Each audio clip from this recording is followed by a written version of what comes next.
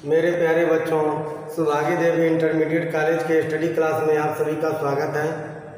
आज कक्षा 8 के बच्चे सामाजिक विज्ञान के अंतर्गत पढ़ रहे हैं ब्रिटिश प्रभाव का विस्तार। ये पार्ट 2 है। आज पढ़ेंगे ब्रिटिश प्रभाव का विस्तार।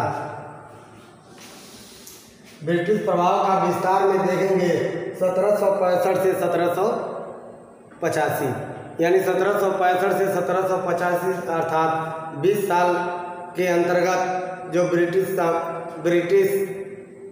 प्रभाव था अर्थात अंग्रेजों का प्रभाव था, उसका विस्तार कैसे हुआ, वे अपने प्रभाव का विस्तार किन किन प्रांतों में किए, उसके विषय में आज हम अध्ययन करेंगे।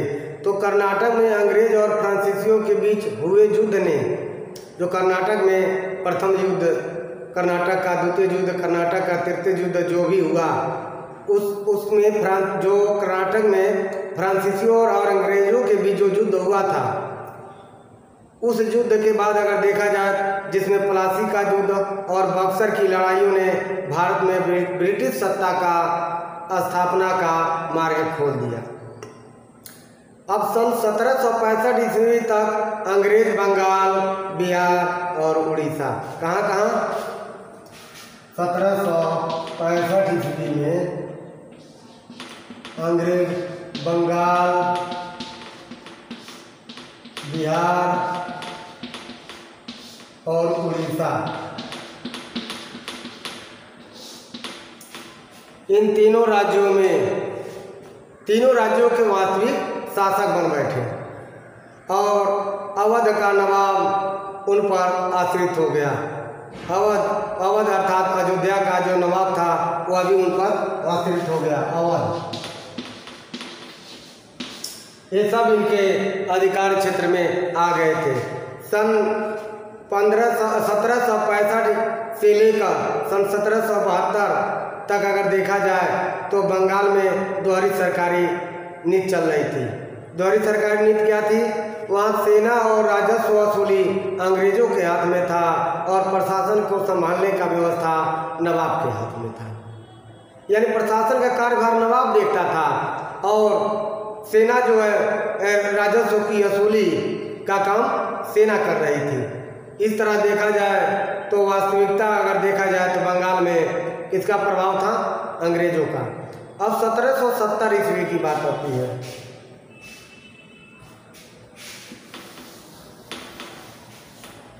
सत्रह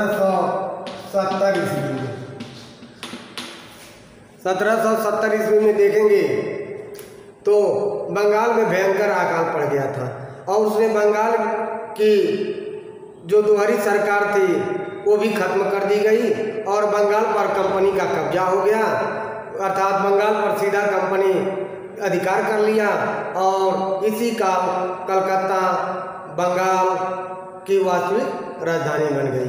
इसके बाद बंगाल की राजधानी कौन बनी? कलकत्ता। बंगाल की वास्तविक राजधानी कलकत्ता बन गई। कलकत्ता को बंगाल का वास्तविक राजधानी बना दिया गया। अब आता है हमारा अगला टॉपिक, आंग्ल मैसूर युद्ध। क्या है?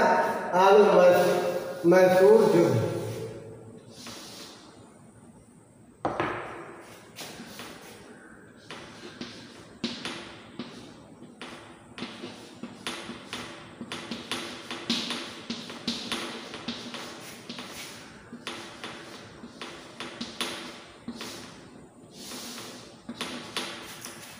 आंग्ल मैसूर युद्ध आप देखेंगे 1750।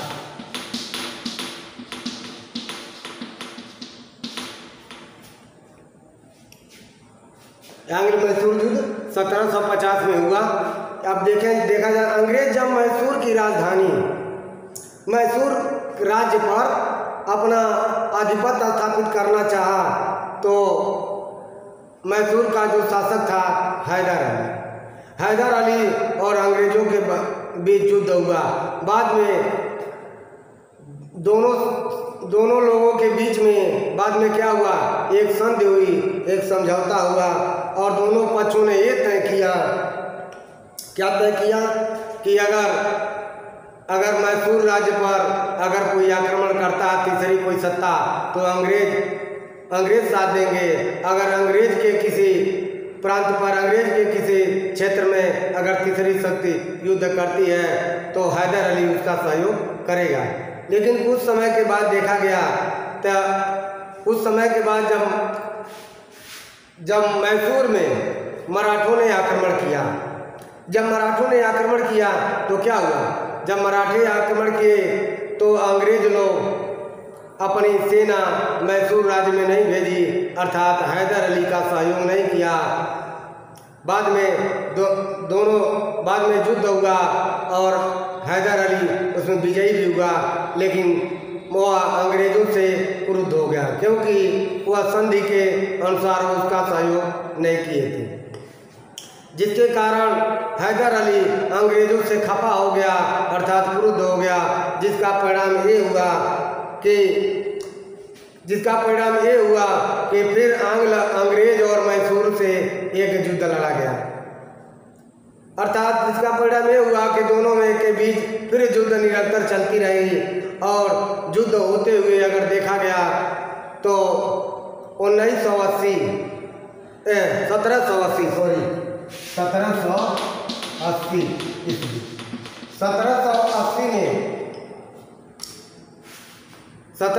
में युद्ध करते हुए हैदर अली की मृत्यु हो गई और हैदर अली का पुत्र टीपू सुल्तान मैसूर राज्य का शासक बना और फिर अंग्रेजों से वह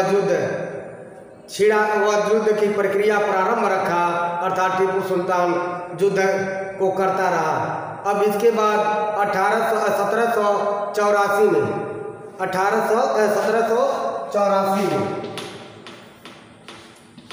1784 ईस्वी में पुनः एक बार अंग्रेजों ने मैसूर राज्य पर अधिकार करने के लिए आगे बढ़े, आधिपत्य करने के लिए आगे बढ़े। मैसूर राज्य का शासक टीपू सुल्तान अंग्रेजों से युद्ध करता हुआ मारा गया और जब टीपू सुल्तान अंग्रेजों के द्वारा मारा गया तो इस प्रकार अंग्रेजों का अधिकार मैसूर राज्य पर स्थापित हो गया और अंग्रेज मैसूर राज्य को लूटे, वहाँ की सेनाओं को यानी वहाँ की धन संपदा को तहस नहस कर दिए और अपने प्रभुता को स्थापित कर दिए। तब उसके बाद अगर देखा जाए तो अंग्रेजों का बंगाल, बिहार, उड़ीसा, अवध और मैसूर राज्य पर उनका आधिपत्य स्थापित हो गया।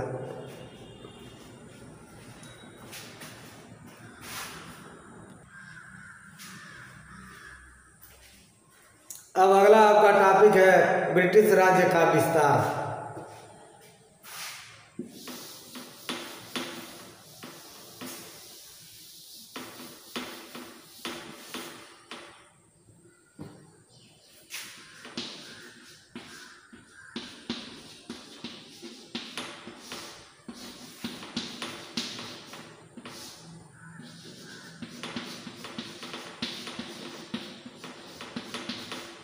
ब्रिटिश राज्य का विस्तार। ब्रिटिश राज्य का विस्तार में आप देखेंगे सन 1798 से 1809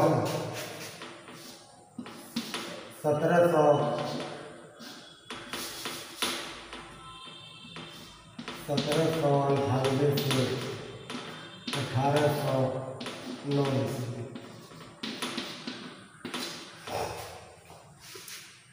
सन 1798 में बेलेजली जो है गवर्नर जनरल बनकर आया, यानी भारत का गवर्नर जनरल कौन बना? सन 1798 में बेलेजली।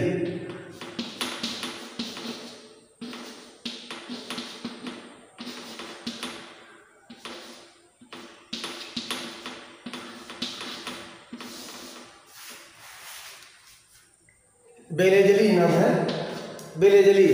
बेलेजली को देखा गया कि 1798 में गवर्नर जनरल बनकर आया। उसने पुनः राज्य का विस्तार करना चाहा और राज्य की विस्तार नीति को आरंभ कर दिया है, जिसने सन 1799 ईस्वी में देखा जाए तो अंग्रेजों की जो टीपू सुल्तान से युद्ध हुआ था उसमें टीपू सुल्तान लड़ता हुआ मारा गया और मैसूर राज्य पर अंग्रेजों का आधिपत्य हो गया। इस प्रकार बिलजली में मराठों की तरफ से अपना ध्यान, इसके बाद मैसूर राज्य से अपना ध्यान हटा करके मराठों की ओर अपना ध्यान आकर्षित किया और मराठों की तरफ देखा तो मराठे आपस में लड़ रहे थे, यानी आपस में यानी छोटे मोटे क्षेत्रों के लिए मराठे आपस में ही लड़ रहे थे। उसका फायदा बिलजली ने उठाया और मराठों की राजधानी पुणे पर कब्जा कर लिया। और जब मराठों की राजधानी पुणे पर कब्जा कर लिया और फिर अंग्रेज ने सिंधिया के सहयोग से क्या किया, यानी सिंधिया के नियंत्रण में लेकर के दिल्ली पर आक्रमण करके दिल्ली को छीन लिया और वहाँ का बादशाह जो शाह आलम था इनके संरक्षण में आ गया। अर्थात दिल्ली का बादशाह जो शाह आलमगीर था वह इनकी अधीनता को स्वीकार कर लिया, इनके झंडे तले आ गया। अब आता है, इस प्रकार देखा गया तो ब्रिटिश राज्य का विस्तार उड़ीसा, उड़ीसा, अवध, बिहार, बंगाल, मैसूर, दिल्ली और पुणे पर इनका आधिपत्य हो गया। अब आता है ब्रिटिश राज्य का फिर अगला जो विस्तार था। फिर ब्रिटिश राज्य का अगला विस्तार आप देखेंगे तो यहाँ सन को बदल दे रहे हैं, यहाँ 1809 से 1848।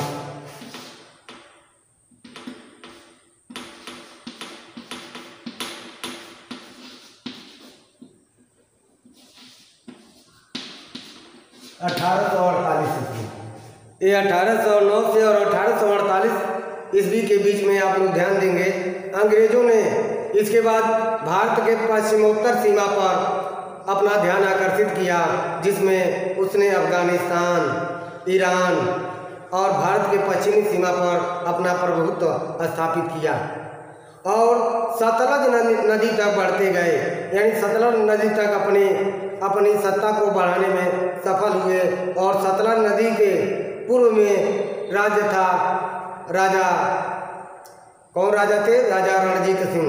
राजा रणजीत सिंह का शासन था, उनका शासन व्यवस्था चल रहा था, इसलिए सतलज नदी के पास से ये वापस मुड़ गए, क्योंकि उधर के जो शासक थे राजा रणजीत सिंह, उनका प्रभाव अधिक था, ये लोग उनके प्रभाव को जानते थे, इसलिए क्योंकि उनकी विशाल सेना थी, इसलिए अंग्रेज राजा रणजीत सिंह से युद्ध करना उचित नहीं समझा और अंग्रेजों ने राजा रणजीत सिंह से मैत्रीपूर्ण यानी मित्रता कर ली। अंग्रेज लोग राजा रणजीत सिंह से मित्रता कर ली और फिर वहाँ से वापस लौट आए। और कहने का अर्थ है अपने विस्तारवादी नीति वहीं पर रोक दिए। अब इसके बाद मिनटों के बाद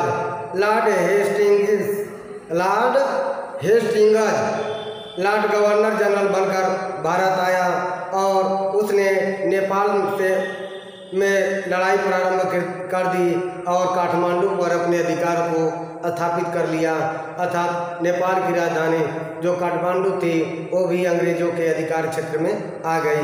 अब तीसरा है अंग्रेज और मराठा युद्ध।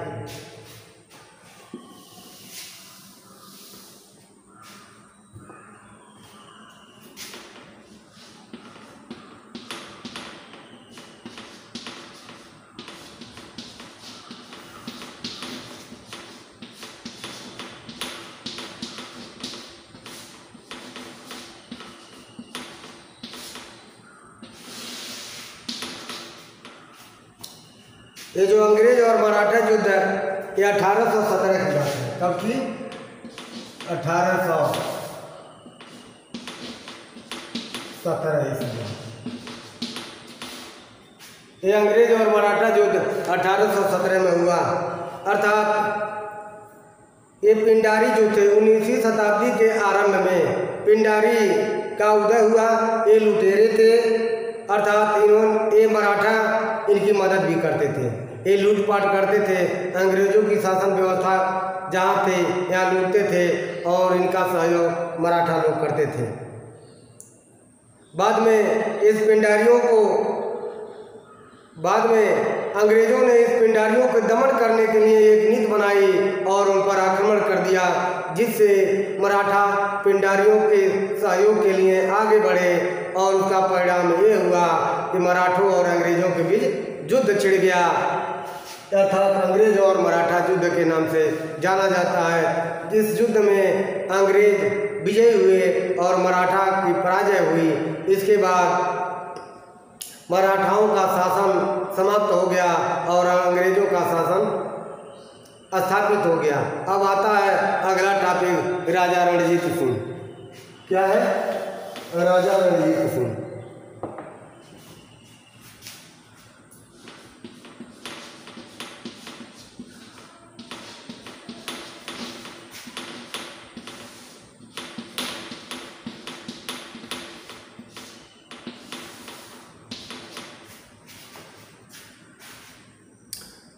राजा रणजीत सिंह 1881 में पंजाब पर अपने अधिकार स्थापित कर लिए।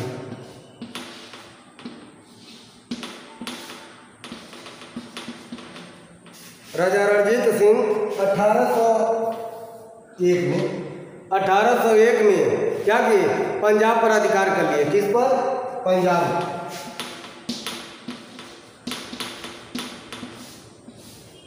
जब राजा रणजीत सिंह पंजाब पर अपना अधिकार स्थापित कर लिया तो इनका साम्राज्य सीमा बढ़ गई और इनके पास सैनिक शक्ति भी बढ़ गई। ये अपने साम्राज्य की सीमा पेशवा अर्थात पेशावर तक, मुल्तान, कश्मीर और कांगड़ा तक, यानी इस सब की पहाड़ियों तक ये अपना साम्राज्य का विस्तार किया और एक शक्तिशाली सेना को स्थापित कर दिया। एक इनकी विशाल सेना स्थापित हो गई। महाराजा रणजीत सिंह का सम्मान अंग्रेज भी करते थे, क्योंकि वे लोग जानते थे कि अंग्रेज की सेना है, महाराजा रणजीत सिंह की सेना विशाल है, उनसे राजा रणजीत सिंह से युद्ध करना ये नीति के विरुद्ध है। इसलिए महाराजा रणजीत सिंह से ये मित्रतापूर्ण व्यवहार स्थापित किए, अर्थात महाराजा रणजीत सिंह को के मित्र बन गए। बाद में महाराजा रणजीत सिंह की मृत्यु 1829 में जब हुई, कब हुई थी? 1829 ईस्वी में जब महाराजा रणजीत सिंह की मृत्यु हुई तो उसके बाद पंजाब में अव्यवस्था फैल गई, अर्थात वहाँ के शासक बनने के लिए आपस में ये लोग लड़ने लगे, जिसका फायदा अंग्रेज़ों ने उठाया और बाद में अंग्रेज पंजाब पर आक्रमण करके उसको अपने सीमा में मिला लिया।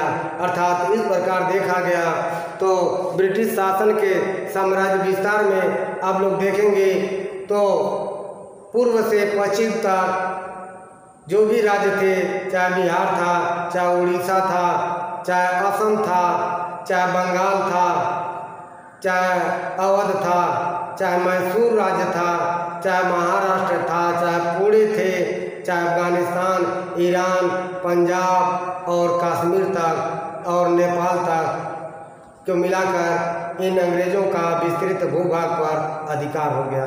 तो मेरे प्यारे बच्चों, हम आशा यही करते हैं अंग्रेज़ों के राज्य विस्तार के विषय में जो यह वीडियो बनाए हैं यह आपको अधिक पसंद आएगा। अब इसी के साथ यह पाठ समाप्त होता है। अब अगले पाठ को अगले वीडियो में उसको बताएंगे। तब तक के लिए धन्यवाद।